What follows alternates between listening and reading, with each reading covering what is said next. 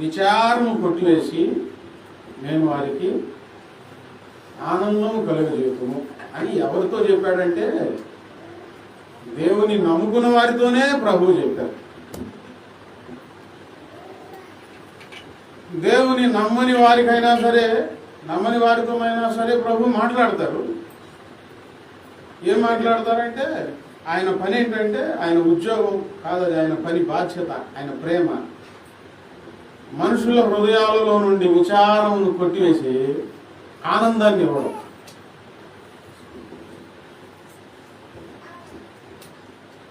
తెలుసో తెలియకో పొరపాటును మనుషుల మాయలలో పడో పొరపాటున మాట జారి చిక్కుబడి